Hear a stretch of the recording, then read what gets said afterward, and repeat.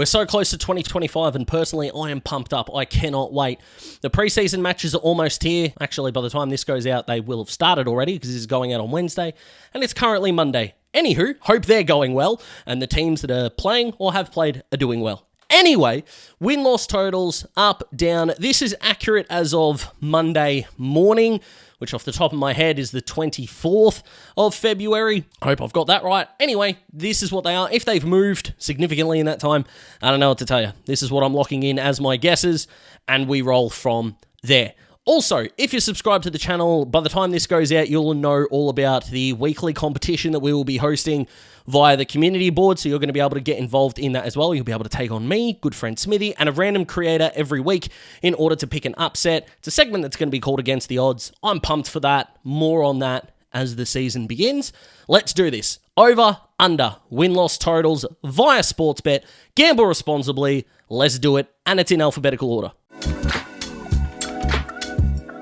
If I were to make a list of the best lines, 11.5 for the Crows is the perfect line.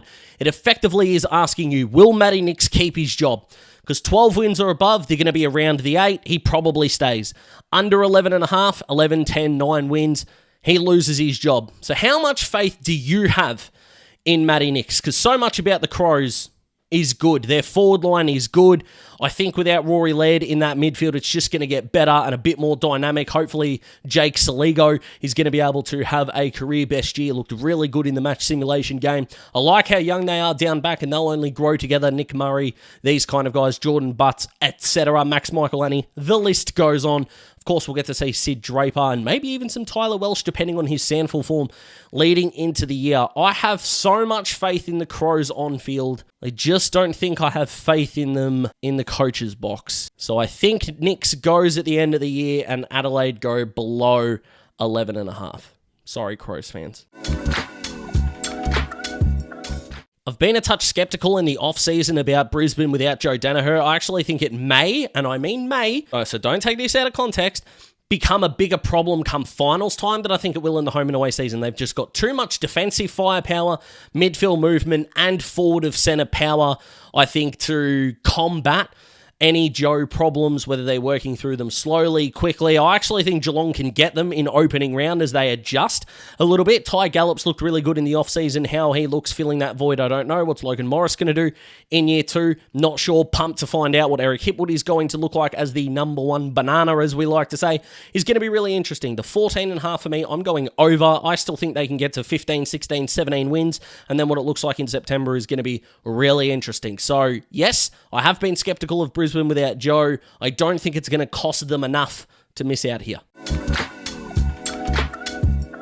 Another epic line here. I genuinely think that this is not going to go above a game and a half, so 15, and it won't go a game and a half under 12. So you're definitely in that mix. Again, it's how much faith do you have in Carlton? For me, the 13.5 is we're kind of asking the question, do we think they're a finals lock? So I think only 7 teams last year off the top of my head won more than 13 games, or maybe won 14 games or more, something like that. It's around that mark because Collingwood had a draw and they didn't make finals, so made it a little bit more complicated. But do you solidify Carlton as a top 8 side? Because if the answer is yes, you're taking the over here. If not, you're taking the under.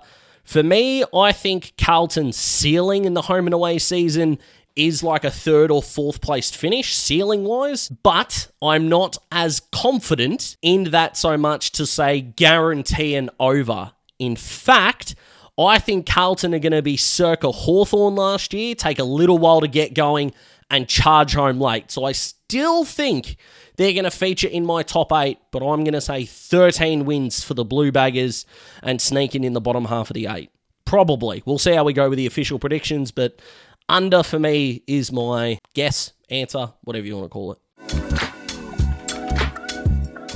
Love the Pies at 13.5 in terms of the mystery around it. I don't know how Sportsbet and these companies get this so well done. I really don't, but here we are. And again, just like Carlton, you're asking the exact same question as you do with all of the 13.5 sides is, are you confident enough to guarantee them a final spot? I'm not there with Collingwood. I still think 7th to 12th is going to be about where they end up. I've still got some qualms about the tall forwards. If Dan McStay goes down, they're in big, big trouble. So we'll see how that goes. 13 wins for the Pies sounds right to me. Them, Carlton, Gold Coast, all fighting for that 7th, 8th, 9th positions. Sounds about right to me. So, yeah, as crazy as it sounds, Collingwood under 13.5 for me. To the Bombers. Now, I promise you that this is not coming from a Hawthorn fan, and that's not the way that I approach preseason conversations around other teams, but I genuinely think that for the betterment of this club long term, they need to dip. A 1-year dip is what I mean, is that go get your top 5 draft pick. You've already got Melbourne's for next year as well, so depending on what you think about them, that could be 2 single-digit draft picks, or what I'm really confident in is 2 top 12 draft picks there. Get rid of the dead weight that is on the list, that is still there, and finally charge and go. 9.5 for the Bombers. I'm actually going under. I think it can be a good thing. And I am stunned at some of the media around the Bombers still, after all this time, hyping them up. It used to be the Bombers because of Jake Stringer, and now they're hyping up the Bombers because they don't have Jake Stringer. Sure. You guys know my theory around the 13.5 wins. Are you confident in this side being a top 6 side? For me, the Dockers, yes. So it's over for the Dockers for me. I don't really need to explain why. I feel like I've done that quite a bit over the off-season, but I love a miss. I love Tracy. I love the inclusion of Shea Bolton. Did a full video on Shea Bolton's impact at the Dockers. I love their defensive group. Luke Ryan's role is going to be really interesting. What that midfield group can do, I'm pretty high on Caleb Sarong's chances of winning the Brownlow this year as well. So that's going to be interesting to watch. You've got Nathan O'Driscoll's preseason form that's looked really good. What Matty Johnson, Neil Erasmus, these kind of guys are going to be able to bring to the table is going to be uber interesting. What happens with the ruck, again, it's going to be really interesting, but I don't think I've seen a Dockers full-rounded list feel this good. I know 2013 they made a grand final, and 2015 they had a prelim, but they didn't have 2 solidified tall forwards. They do now. The time is now. Push the button. Justin Longmuir, get it right. Dockers, over. Let's do this. My basic theory on Geelong now is that I won't write them off until they write themselves off and prove it on field. I am not going to do that. They're going to make the 8. They just are. Sam De Koning with the Gold Coast interest, the potential Carlton interest. We'll see what happens with Tom as well. Is going to have to play really well. Their defense is unheralded. A couple of people in my comment section have been talking about how much they love Jack Henry, which I love because I love Jack Henry as well. That forward line is still dynamic. They worked with no Hawkins last year. You add Jack Martin in as a depth player. There are worse depth players in the competition. Stengel's been All-Australian before. Ollie Henry's kicked 40-plus goals before. You've got Ollie Dempsey there. You've got a midfield unit that's looking pretty good. If they can get Mitch Never on a wing through the midfield as well, that would be really cool. You've got Danger in there. You've got Max Holmes. You've got Tom Atkins that can play that defensive midfield role. I'm going over. And if Sam De Koning is going to play as a ruckman, I don't mind it because Reece Stanley is not the answer. Remember how I said Geelong are the team that I'm not going to write off until I see it happen on field? I am not putting any faith in Gold Coast until they repay it. I'm not going into a preseason with some Gold Coast optimism. They have to show it to me. 11.5, I'm going the under. I definitely feel like it's going to be 10 plus wins. So I am banking on the fact that it's 10 or 11. I understand that. So pumped to see what happens here. I hope they do better than this. If there's a team that I hope I'm wrong on, well, there's 2 teams I hope I'm wrong on, so let's say Gold Coast is the second on my list of teams I hope that I'm wrong about, and we roll from there. So do it on field, and we'll go from there. But Ben King for the Coleman is a sneaky one that I like. Matt Rowell is being potentially poached, I should say, by some other clubs, so it's going to be interesting to see how he goes. Noah Anderson, first year as captain. They've got a pretty good back line. The inclusion of Daniel Rioli excites me. John Noble is good. I wouldn't say great, but he's good. But I'm worried about their small forwards. I'm worried about how vanilla their midfield can look at times. Tariq Miller was pretty poor last year, so we'll wait and see how he responds, but I'm still going the under for me. GWS at 14.5, and I know a lot of people have been putting GWS in their top 4. I have not. I know Kate McCarthy, I think it is, who's on the round so far with Xander Maguire and Josh Gablicek. I hope I've pronounced his last name right. Sorry, Josh, if you're watching. Doubt it, but still. She didn't have GWS in her top 8. I did in my bold calls video that GWS missing the 8 would not surprise me that much. I am coming around to the fact that the bottom half of the 8 is where I'm sort of comfortable putting them. I don't think that gets them 15 wins, so I'm going the under. I am not down on the Giants. I am not selling their stock. I am not saying they are bottom 4 or bottom 6. 15 wins is a lot, and I just do not see that mature group of 26 to 29-year-olds that can turn you into a contender. Not compared to some of the other teams. But 14 wins, absolutely they can get there. And you've got to make some tough calls here. This is one of them. If I had one thing on my wish list this pre-season in terms of the mainstream footy media, it would be please stop talking about Hawthorn like they're premiership favourites.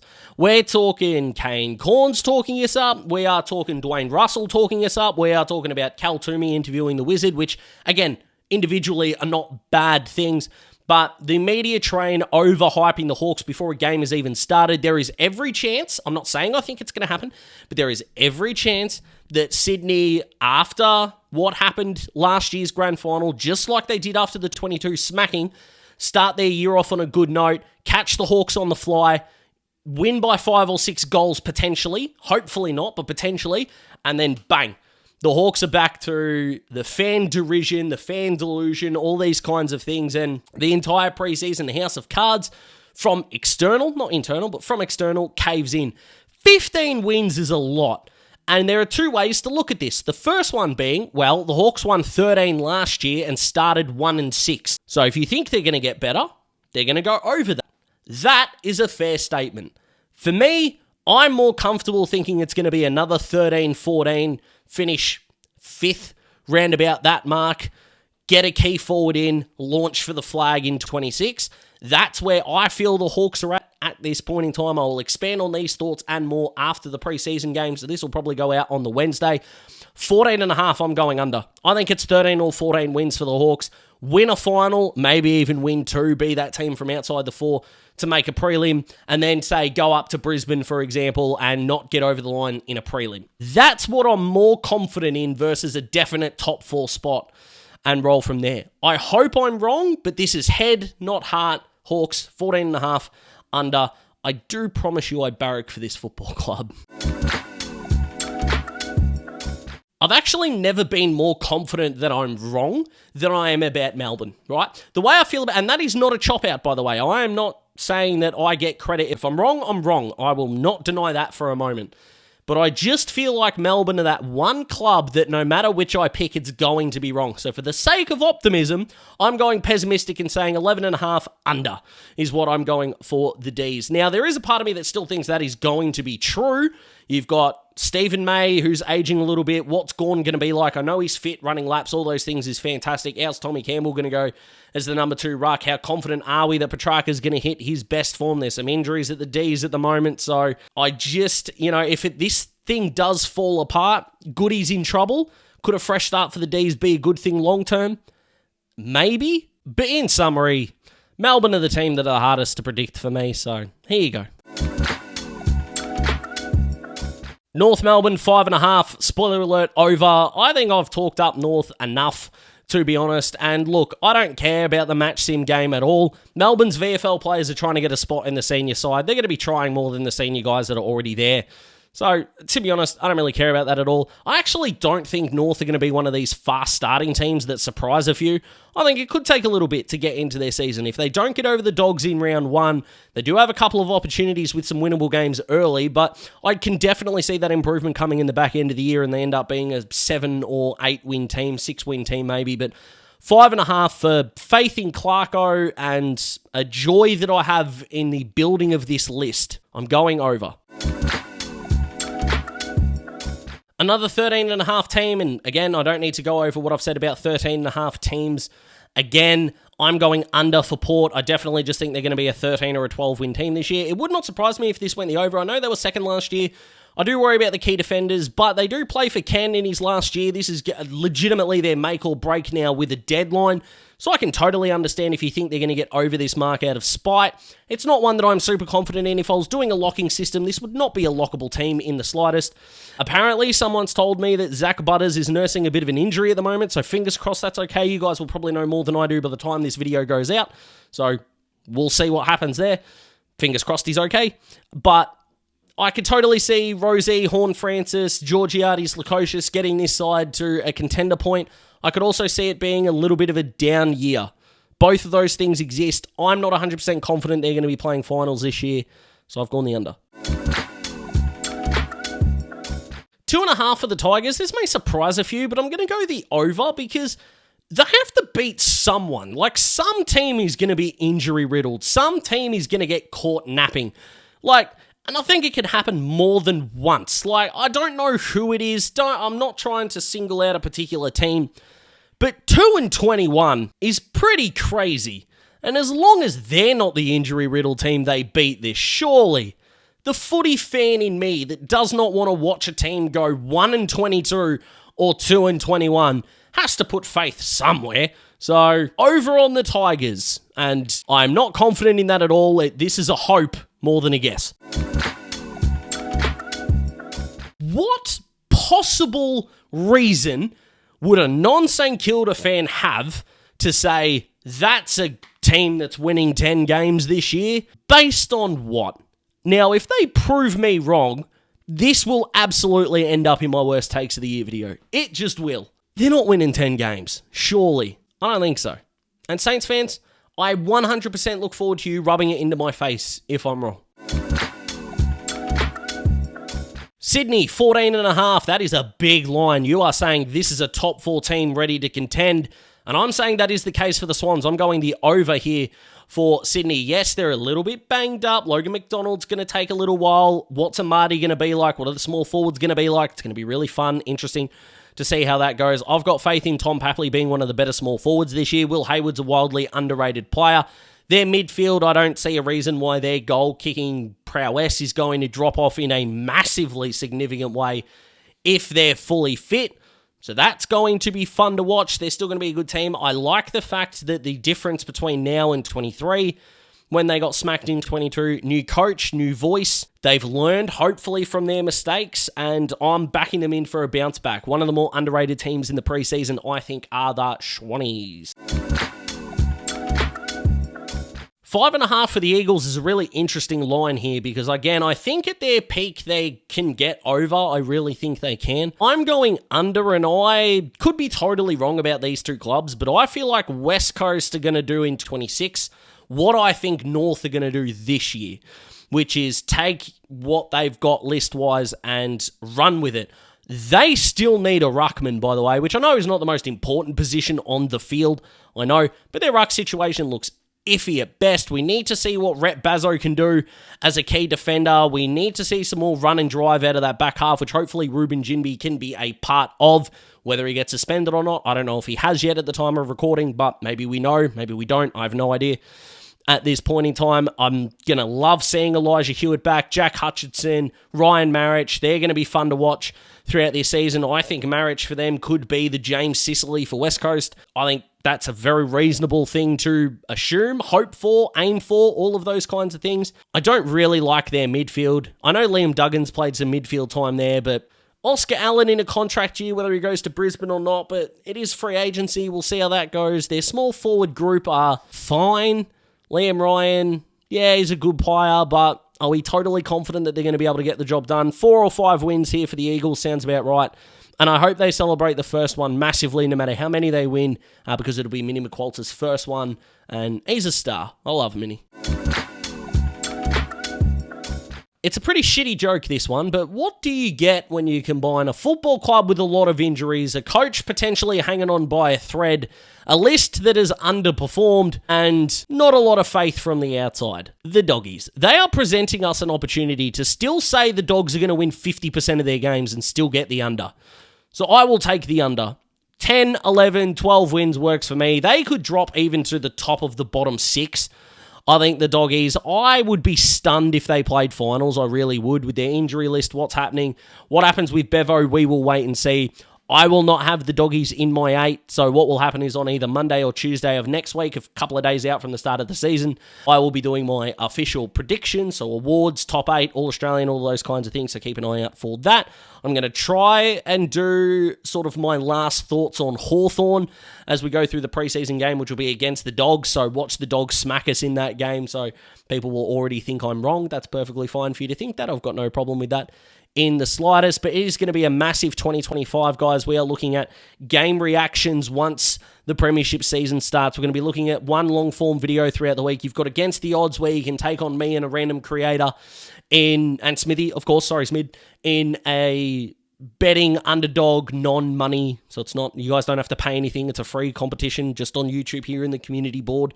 But picking an upset is basically what we're going to be doing. There's going to be Supercoach leagues, AFL fantasy leagues, Dream Team. It's all happening, right? So make sure you like the video. If you like the video, subscribe to join the Daz Talks Footy family. We are barreling towards the start of the season. I can't wait. Hopefully you can't either. Thank you so much for watching, you absolute legends, and I'll see you in the next one.